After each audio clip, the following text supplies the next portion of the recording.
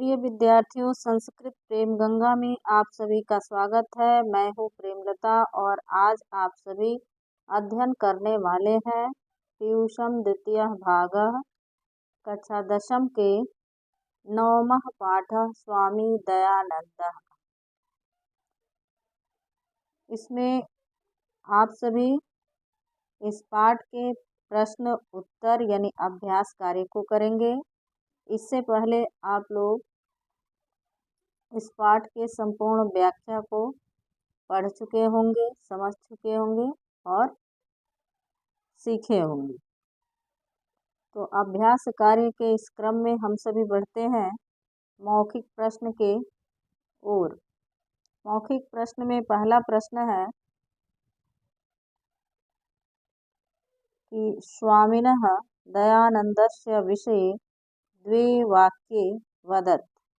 हालांकि मौखिक प्रश्न है, ये बोलना होता है, बोलकर सुनाना होता है, लेकिन यहाँ पर हमें लिखने का कार्य किया है ताकि आप सभी आसानी से इसे समझकर बोल सकें। प्रश्न पूछ रहा है कि स्वामी दयानंद के विषय में 2 वाक्य बताइए या बोलिए। उत्तर होगा स्वामी दयानन्दस्य आर्य समाजस्य संस्थापकः अस्ति। यानी स्वामी दयानंद आर्य समाज के संस्थापक हैं।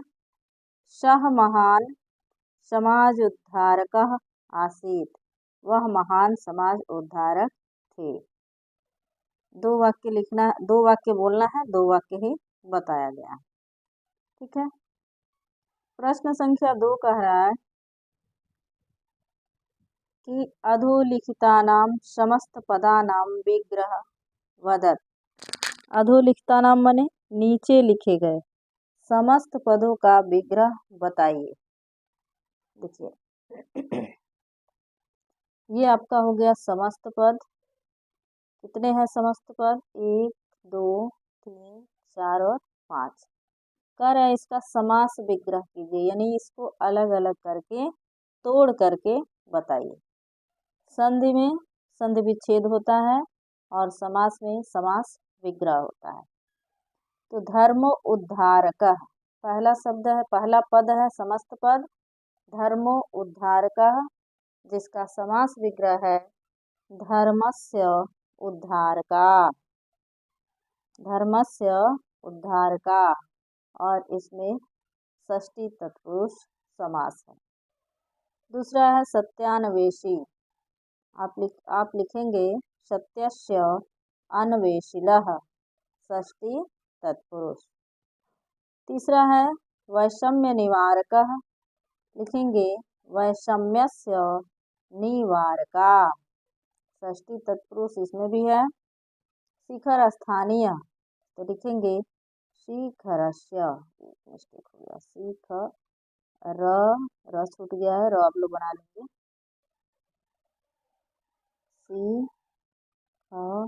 शिखरस्य, ऐसे कर लेंगे। शिखरस्य स्थानीय, तो ये हो जाएगा षष्ठी तत्पुरुष। संस्कृत शिक्षा में है संस्कृतस्य शिक्षा षष्ठी तत्पुरुष। इस प्रकार से आप सभी दूसरे प्रश्न के समस्त पद का समस्त विग्रह बताएंगे।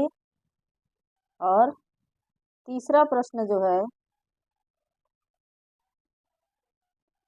तीसरा प्रश्न कह रहा है संधि कीजिए। संधि विच्छेदम कुरुत, संधि विच्छेद कीजिए। देखिए यहाँ संधि वाले शब्द को दिया है, यह भी आपके 5 पद हैं और इधर संधि विच्छेद करना है। कह रहा है संकल्पाच, तो विच्छेद करेंगे संकल्पात धन च, व्यंजन संधि होगी। धर्मांतरम, धर्म धन अंतरम, ये आपका दीर्घ संधि होगा।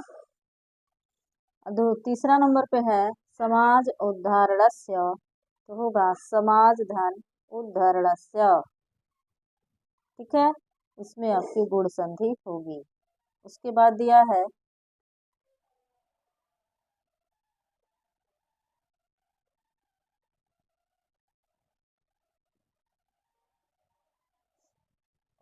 सत्य धन अन्वेषिण, ये आपका दीर्घ संधि हो जाएगा। और उसके बाद है विग्रहार्पति, विग्रहार्पतान, तो ये आपका होगा विग्रह धन अर्पितान, यह भी आपका दीर्घ संधि होगा। प्रश्न संख्या 4 कह रहा है कि पंच अव्यय पदानि वदत, 5 अव्यय पद को बोलिए। ठीक है, अव्यय पद ऐसे पद होते हैं जिस पर किसी कारक, वचन, लिंग इत्यादि का प्रभाव नहीं पड़ता है, यानी यह ज्यों का त्यों बना रहता है, इसमें कोई परिवर्तन नहीं होता है। हिंदी में आप लोग पढ़े होंगे, इसे अभिकारी शब्द या अव्यय शब्द कहते हैं। 5 पदों को बताना है, यानी 5 शब्द। पहला लिखिए च, दूसरा यथा, तीसरा यत्र, चौथा तत्र, पांचवा सर्वत्र। च का अर्थ होता है और, यथा का अर्थ होता है जैसे, यत्र का अर्थ होता है जहाँ, तत्र का अर्थ होता है वहाँ, और सर्वत्र का अर्थ होता है सभी जगह। अर्थ बच्चों पूछा नहीं था, लेकिन आप लोग की आसानी के लिए जो है इसको हमने साइड में ब्रैकेट में लिखा है ताकि आप उसे समझ सकें। अब है लिखित के अभ्यास, यानी अभ्यासः लिखितः। लिखने वाले प्रश्न है। पहला प्रश्न है अधोलिखितानां प्रश्नानां उत्तराणि संस्कृत भाषाया लिखत, यानी नीचे लिखे गए प्रश्नों के उत्तर संस्कृत भाषा में लिखिए।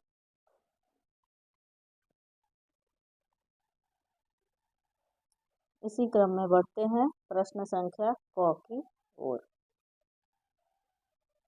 प्रश्न संख्या क कह रहा है मध्यकाले का भारतीयम समाजम आदूषयन्, मध्यकाल में भारतीय समाज किस प्रकार से दूषित किया गया था। ठीक है, उत्तर लिखेंगे मध्यकाले नाना कुत्सितरीतयः भारतीय समाजम आदूषयन्, यानी मध्यकाल में नाना माने अनेक प्रकार के कुप्रथा या कुरीतियों से भारतीय समाज दूषित हुआ था। प्रश्न संख्या ख है के हिंदू समाजम तिरस्कृत्य धर्मांतरणम स्वीकृतवन्तः, यानी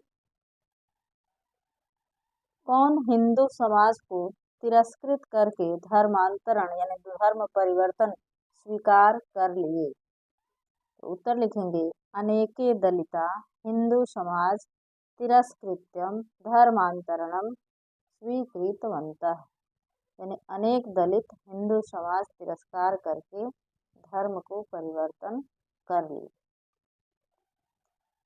प्रश्न संख्या ग है स्वामिनः दयानंदस्य जन्म कुत्र अभवत्, स्वामी दयानंद का जन्म कहाँ हुआ।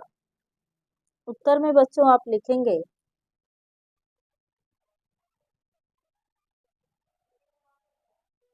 स्वामी दयानंदस्य जन्म गुजरात प्रदेशस्य टंकारा ग्रामे अभवत्। घ है विग्रह अर्पितानि द्रव्याणि के भक्ष्यन्ति, यानी विग्रह पर अर्पित द्रव्यों को यानी भोगों को कौन खा रहे थे, कौन खा रहे हैं। तो विग्रह अर्पितानि द्रव्याणि मूषकाः भक्षयन्ति, विग्रह पर अर्पित द्रव्यों को यानी वस्तुओं, भोगों या मिठाई, इन सब चीज़ों को मूषकाः भक्षयन्ति यानी चूहे खा रहे हैं। अंगा प्रश्न कह रहा है कि रात्रि जागरणम विहाय मूल शंकर कुत्र गता, यानी रात्रि जागरण छोड़कर, विहाय माने छोड़कर, मूल शंकर कहाँ गए। उत्तर में लिखोगे बच्चों रात्रि जागरणम विहाय मूल शंकर गृहम गता, यानी रात्रि जागरण छोड़कर मूल शंकर घर को गए। अब प्रश्न संख्या 2 है। प्रश्न संख्या 2 कह रहा है निम्नलिखितानां पदानां संधि विच्छेदम कुरुत। तो पहला आप लिखेंगे एवं अध्ययनस्य आस्य, ठीक है। एव धन अध्ययनस्य धन अस्य। अब यहाँ दिया है विग्रहम आरुह्य, तो आप लिखेंगे विग्रहम धन आरुह्य। उसके बाद है वर्षे भूत, वर्षे धन अभूत। स्वजीवनम सावर्पितवान, लिखेंगे स्वजीवनम धन असौ धन अर्पितवान। उसके बाद है समाजोद्धार के, यानी समाज धन उद्धार के। उसके बाद है विद्यालयांच, यानी विद्यालयानां धन च। बच्चों स्थित प्रश्न के प्रश्न संख्या 1 और 2 को समझा। अब बढ़ते हैं प्रश्न संख्या 3 की ओर। प्रश्न संख्या 3 कह रहा है कि अधोलिखित वाक्येषु कोष्ठात् समुचितं पदम आदाय रिक्त स्थानान् पूरयत, यानी नीचे लिखे गए वाक्यों में कोष्ठक से उचित पद को देकर रिक्त स्थान की पूर्ति कीजिए। पदम आदाय मने, पदम मने शब्द, आदाय मने देकर, ठीक है।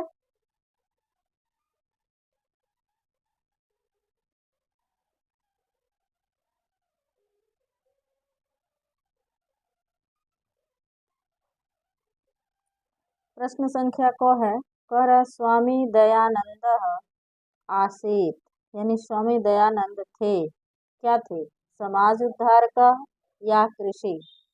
तो बच्चों हमने जो सही है उसके नीचे अंडरलाइन किया हुआ है, ठीक है। तो आप उत्तर में भरेंगे समाज उद्धार का। बच्चों रिक्त स्थानों की पूर्ति पर आधारित भी प्रश्न पूछे जाते हैं बहुविकल्पीय में।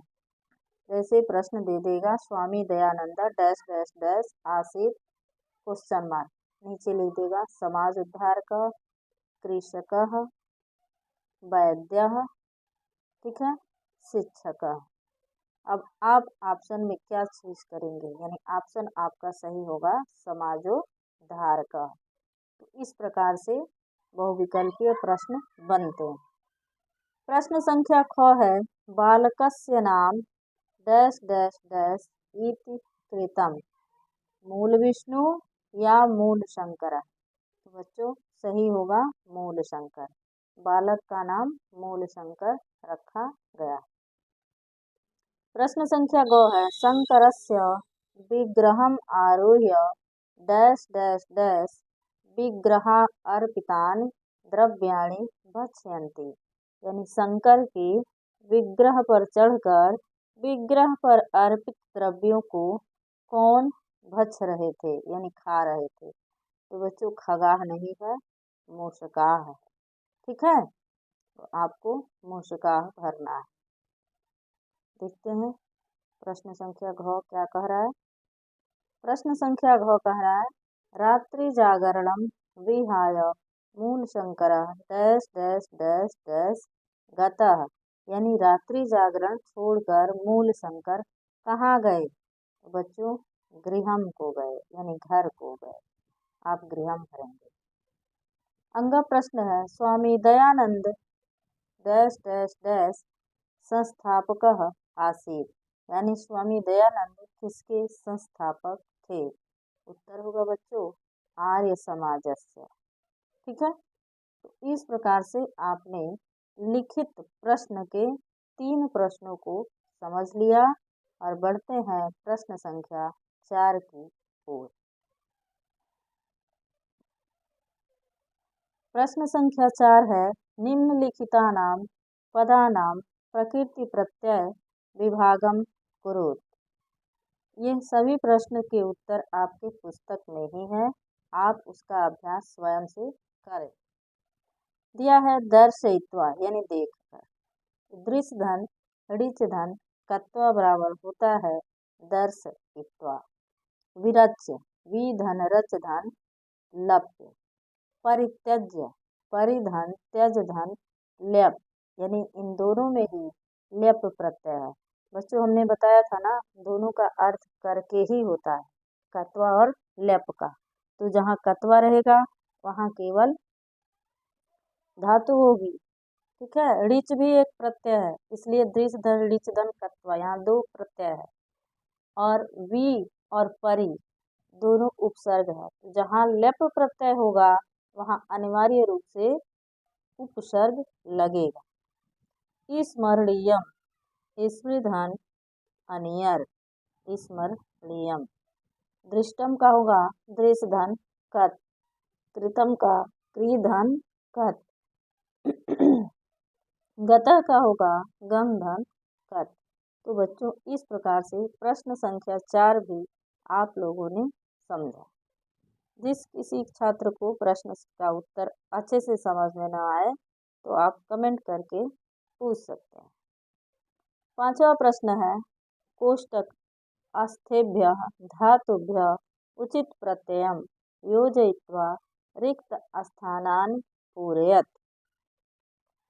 देखिए, कोष्टक से धातुओं का उचित प्रयोग करके यानी जोड़कर रिक्त स्थानों की पूर्ति कीजिए। अब ये जो कोष्टक में दिया है, अस धातु है, भू धातु है, क्री धातु है, स्मृ धातु है, गम धातु, ये सब धातु हैं, यानी सब ये संस्कृत की क्रियाएं हैं, ठीक है। अब यहाँ पर ये सब खाली खाली था, पुस्तक में सब खाली मिलेगा, यहाँ भी खाली है, यहाँ भी खाली है, यह भी खाली है, यह भी खाली स्थान है और यह भी खाली स्थान है, हमने वहाँ पर भर दिया है, ठीक है। तो आप लोग अब इसे ऐसे समझें, हो गया। देखिए, अब अस धातु से आसन शब्द बनता है, ठीक है। आसीत, आस्तम, आसन, ठीक है। तो यहाँ पर दिया है प्राचीन समाजे अनेके दोषा आसन, आप आसन लिखेंगे। प्रश्न संख्या ख, तस्य जन्म 1824 ईस्वी वर्षे अभूत, भू से प्रत्यय लगा करके अभूत बनाया गया। ग है बालकस्य नाम मूलशंकरः इति कृतम, यानी बालक का नाम मूलशंकर रखा गया। दयानंदस्य योगदानम सदा स्मरणीयम, स्मृ धातु है इसमें, ठीक है। ततः मूलशंकरे वैराग्य भावम समागतः, गम धातु है, समागतः बनाया गया है, यानी उसके बाद मूलशंकर में वैराग्य भाव समाहित हो गया। तो आपने देखा, अस धातु से आसन बना, भू से अभूत बना, क्री धातु से कृतम बना, स्मृ धातु से स्मरणीयम बना और गम धातु से समागत पद बने। इस प्रकार से बच्चों आप सभी ने 5वें प्रश्न का उत्तर समझा। अब बढ़ते हैं हम सभी प्रश्न संख्या 6 की ओर। 6ठा प्रश्न कह रहा है कि अधोलिखितानां पदानां संस्कृत वाक्येषु प्रयोगम कुरुत, यानी नीचे जो पद दिए गए हैं, मूषकः, विद्वान, धर्म उद्धारक, अगच्छत, सह, तो इन सब का संस्कृत में वाक्य प्रयोग कीजिए। बच्चों बहुत कठिन वाक्य प्रयोग नहीं बनाने हैं, संभव हो तो पुस्तक से ही बनाएं, जो कि आपको स्मरण रहे, आपको कहानी का भी बोध कराए और आसानी से आप उसे समझकर लिख पाए। तो मूषकः से बना है मूषकः विग्रह अर्पितानि द्रव्याणि भक्षति, यानी चूहा विग्रह पर अर्पित द्रव्यों को खाता है। दूसरा शब्द है विद्वान, दयानंदः विद्वान आसीत्, यानी दयानंद विद्वान थे।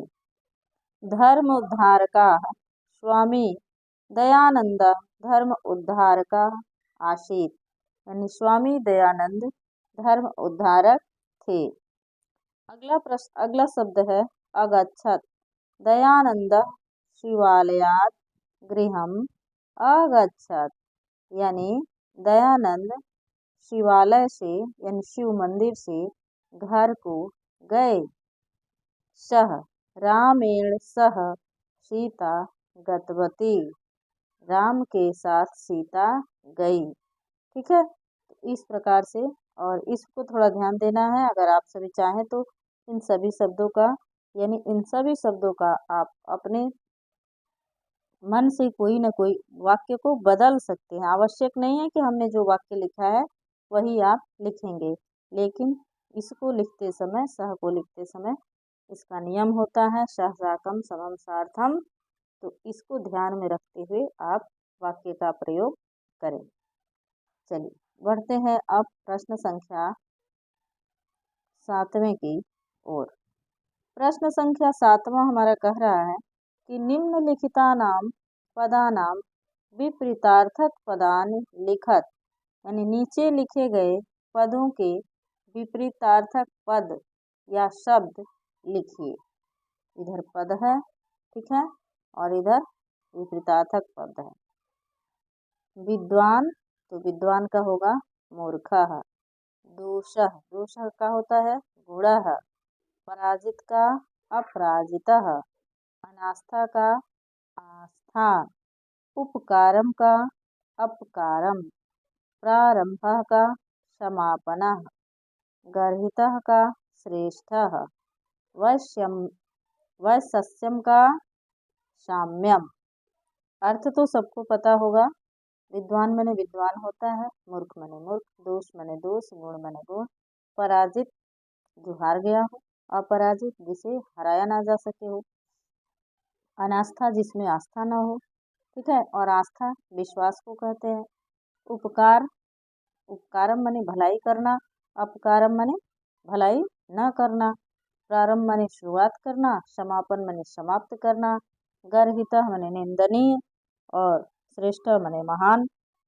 वैषम्यम माने विषमता, साम्यम माने समानता। मुझे उम्मीद है आप सभी बहुत अच्छे से समझ गए होंगे। और है प्रश्न संख्या 8। अधोलिखितेषु पदेषु धातुयुक्तम उचितम प्रत्ययम निर्देशयत, यानी नीचे लिखे गए पदों में धातुयुक्त उचित प्रत्यय प्रस्तुत कीजिए। ठीक है, यहाँ देखिए बच्चों, ध्यान से देखो, ये जो है ना, ये सब धातु है, और एक ही धातु है, वो है गम धातु। गम माने जाना। अब इसमें कह रहा है कि अलग अलग प्रत्यय लगा करके, प्रत्यय दिया हुआ है, अलग अलग प्रत्यय लगा करके आप उसको प्रदर्शित कीजिए।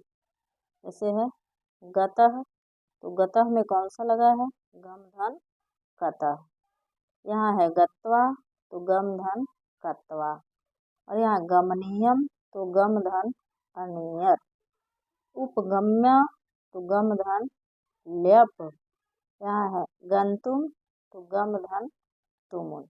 तो आपने देखा कि यहाँ पर 5 प्रत्यय हैं, लेकिन क्रिया एक ही है, लेकिन सबके अलग अलग प्रत्यय लगने से अर्थ बदल गया। तो इस प्रकार से बच्चों आप सभी ने प्रश्न संख्या 8 को भी समझ लिया। अब बढ़ते हैं प्रश्न संख्या 9 की ओर। प्रश्न संख्या 9 का प्रकार क्या है? तो प्रश्न संख्या कह रहा है अधोलिखितान रेखांकित पदान बहुवचने परिवर्तयत, यानी नीचे लिखे गए रेखांकित पदों में बहुवचन में बदलिए, यानी जो भी नीचे पद लिखे गए हैं उसको बहुवचन में बदलिए।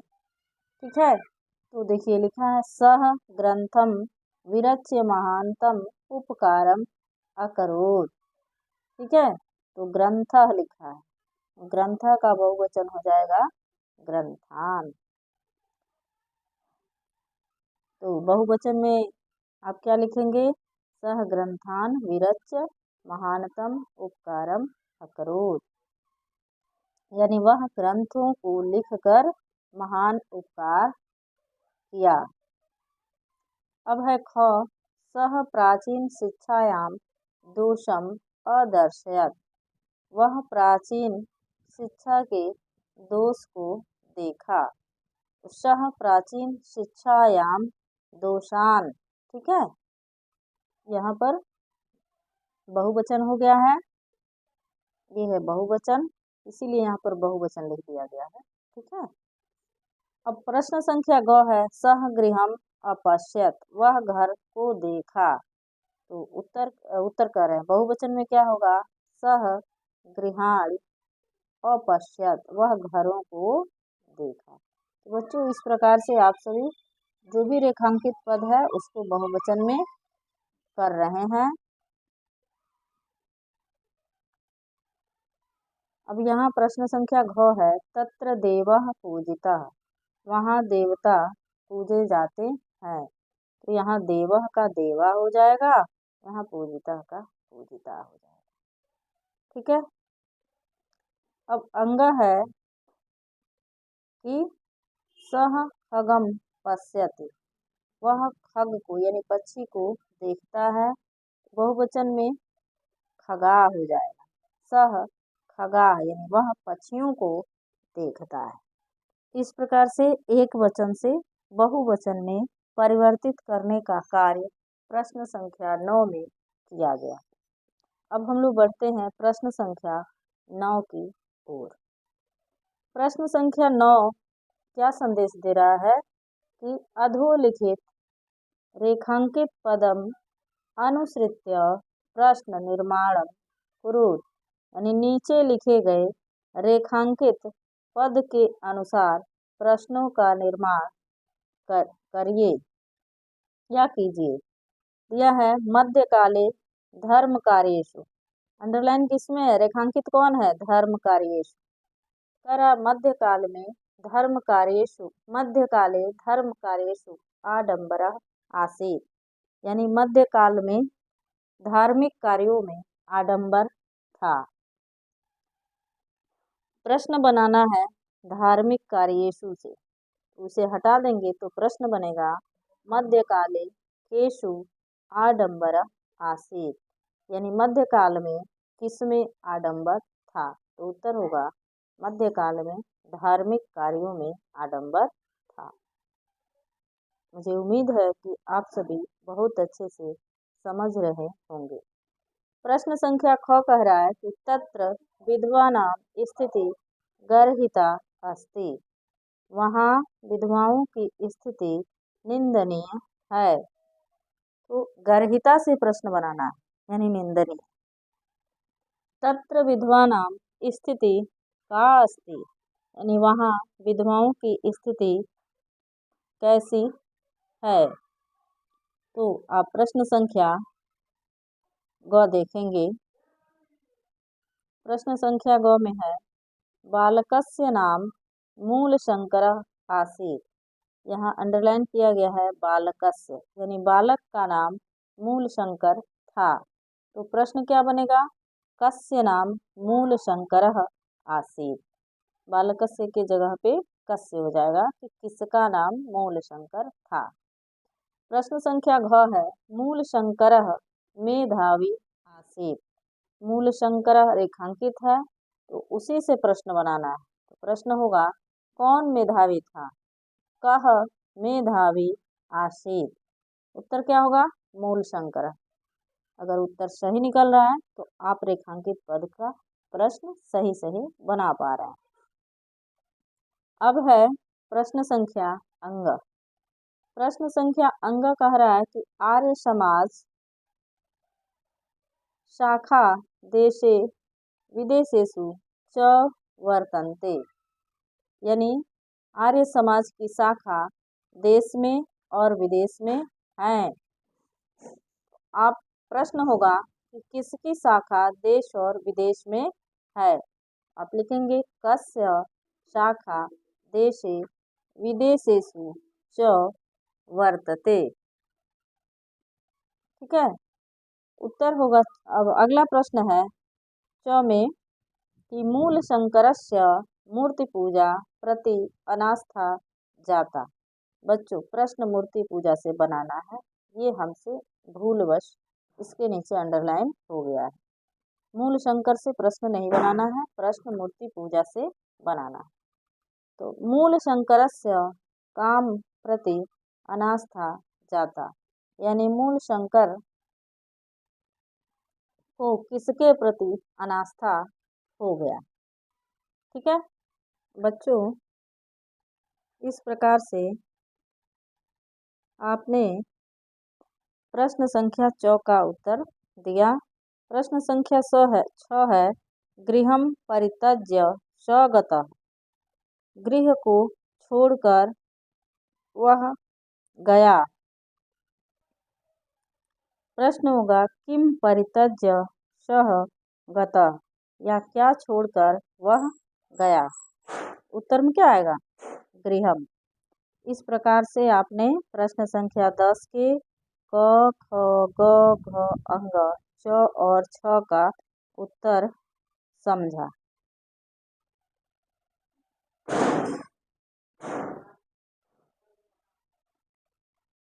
अब है प्रश्न संख्या 11। प्रश्न संख्या 11 में दिया है कि अधोलिखितेषु पदेषु प्रयुक्तां विभक्ति लिखत।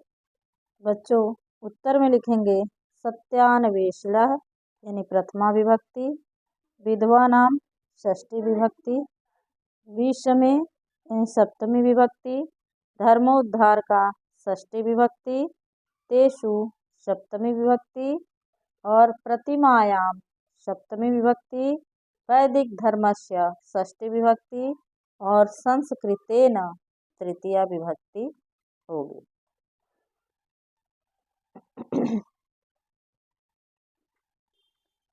अच्छा, तो यहाँ तक आपके संस्कृत पुस्तक से पूछे जाने वाले प्रश्न थे। अब हमने यहाँ पर जो प्रश्न दिया है वह है हिंदी में पूछे जाने वाले प्रश्न। ठीक है, हिंदी में किस तरह के प्रश्न आते हैं। हिंदी में दिया है कि गुजरात प्रदेश स्थित टंकारा ग्राम किसका जन्म स्थल है। यानी गुजरात प्रदेश में, गुजरात राज्य में स्थित टंकारा गांव में किसका जन्म स्थल है, यानी किसने जन्म लिया है। तो बच्चों यहाँ पे ऑप्शन के साथ है, तो ऑप्शन आपका बी सही होगा, स्वामी दयानंद। बाकी आप लोग पढ़ लीजिएगा, हम पूरा पढ़ेंगे तो वीडियो और लंबी या बड़ी हो जाएगी। प्रश्न संख्या 2 है कि स्वामी दयानंद के गुरु कौन थे। तो बच्चों उत्तर सही होगा बिरजानंद। प्रश्न संख्या 3 है स्वामी दयानंद किस शताब्दी में जन्म लिए थे। उत्तर होगा 19वीं शताब्दी में। ठीक है, प्रश्न संख्या 4 पूछ रहा है कि स्वामी दयानंद की शिक्षा किस भाषा से प्रारंभ हुई। तो बच्चों इनकी शिक्षा आप सभी ने पढ़ा है कि संस्कृत भाषा से हुई। 5वां प्रश्न है कि दयानंद को कौन उपदेश दिए थे। उत्तर होगा बिरजानंद। बिरजानंद क्यों, क्योंकि वही उनके गुरु थे। प्रश्न संख्या 6 है स्वामी दयानंद किस प्रकार का पाठ है। यानी ये लघु कथा है, निबंध है, काव्य है या कथा है। तो बच्चों यह एक निबंध है। 7वां प्रश्न है आर्य समाज के संस्थापक कौन थे। तो आर्य समाज के संस्थापक स्वामी दयानंद जी थे।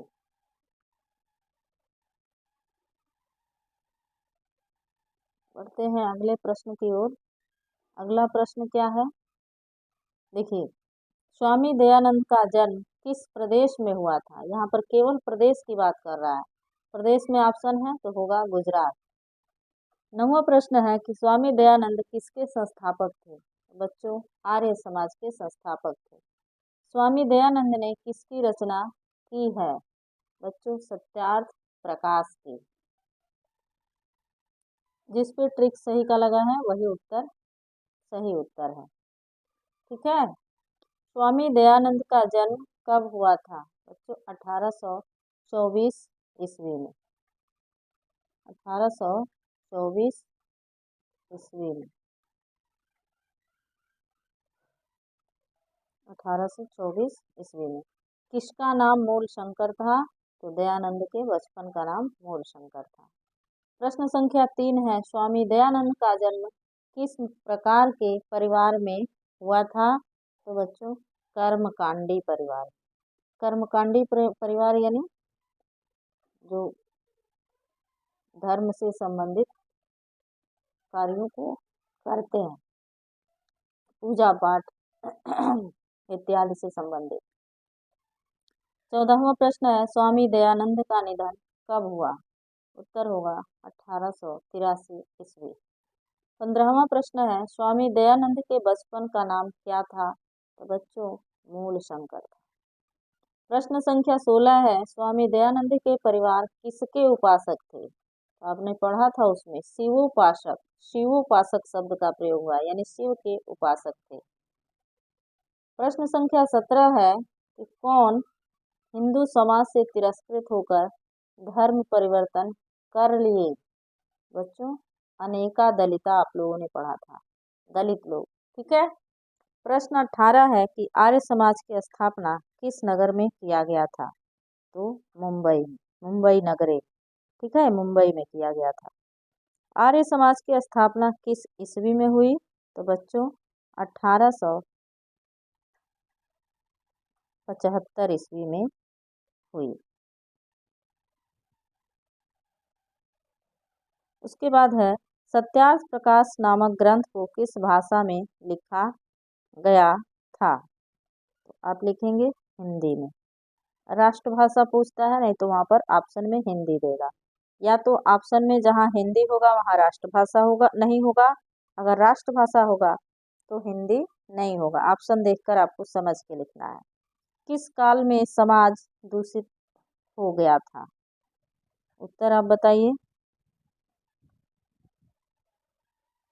मध्यकाल में। क्या होगा? मध्यकाल में। रात्रि जागरण को छोड़कर मूल शंकर कहाँ गए? तो बच्चों घर को चले गए। किसकी स्थापना 1875 ईस्वी में हुई थी? तो आर्य समाज की स्थापना हुई थी। 24 किसका प्रचार दयानंद ने किया? तो बच्चों शुद्ध तत्व ज्ञान का, न विज्ञान का किया, न गीत का किया, न संगीत का किया। ठीक है, सोच समझकर ऑप्शन चुनना है। समाज और शिक्षा के उद्धारक कौन थे? तो दयानंद थे। मध्यकाल में किसमें आडंबर था? तो धार्मिक कार्यों में आडंबर था। कौन मेधावी थे? दयानंद मेधावी थे। मेधावी में होता है प्रतिभाशाली। ठीक है। अब चलिए पढ़ते हैं प्रश्न संख्या 28 की ओर। 28वां प्रश्न है, किसकी शाखा देश विदेश में है? यहाँ में शब्द छूट गया है, यहाँ पर यहाँ आप लोग लिख लेंगे में। ठीक है, में लिख लेंगे। किसकी शाखा देश विदेश में है? तो आर्य समाज की। 29वां प्रश्न है, मूल शंकर को किसके प्रति अनास्था हो गई, यानी किससे उनका विश्वास हट गया, आस्था हट गई? तो मूर्ति पूजा से। क्यों? क्योंकि मूर्ति के ऊपर चूहा जो है प्रसाद खा रहा था।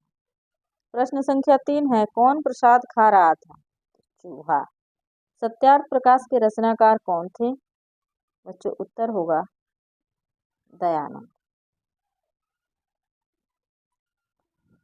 अगला प्रश्न है, स्वामी दयानंद कौन थे? यहाँ गलत हो गया। स्वामी दयानंद कौन थे? उत्तर लिखिएगा समाज सुधारक। ठीक है,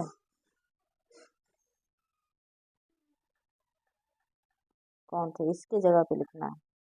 स्वामी दयानंद का जन्म किस गांव में हुआ था? तो टंकारा नामक गांव में हुआ था। ठीक है, टंकारा भी देखो कई तरह से बदल के आता है, टंकापुर, कंटारा, यहाँ है टंकारा। ठीक है, तो सोच समझ के लिखना है। DAV विद्यालय की स्थापना किसने की? बच्चों स्वामी दयानंद के अनुयायियों ने। किसने किया? स्वामी दयानंद के अनुयायियों ने किया।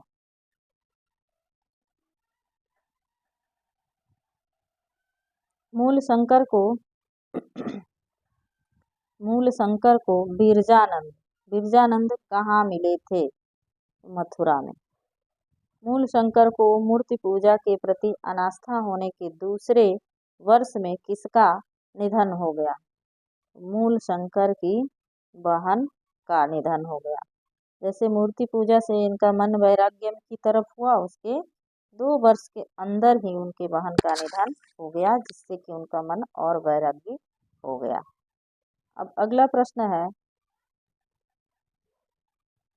स्वामी दयानंद के लिए कौन सा पर्व उद्बोधक सिद्ध हुआ? शिवरात्रि। किसके कहने पर स्वामी दयानंद ने वैदिक ग्रंथ का प्रचार किया? किसके कहने पर? बिरजानंद के कहने पर। और घर छोड़कर स्वामी दयानंद कहाँ गए? तो मथुरा चले गए। बच्चों, ये था आज का अभ्यास कार्य, पाठ संख्या 9, और पाठ का नाम था स्वामी दयानंद। आज का यह क्लास आप सभी को कैसा लगा? कमेंट बॉक्स में कमेंट करके ज़रूर बताइएगा। जो भी नए विद्यार्थी हैं और पहली बार इस चैनल पर विजिट कर रहे हैं तो चैनल को सब्सक्राइब कर लेंगे और अपने दोस्तों में शेयर अवश्य करेंगे। किसी भी प्रकार की शंका या डाउट होगा प्रश्न से, पाठ से संबंधित, तो आप लोग कमेंट में करके ज़रूर बताएंगे।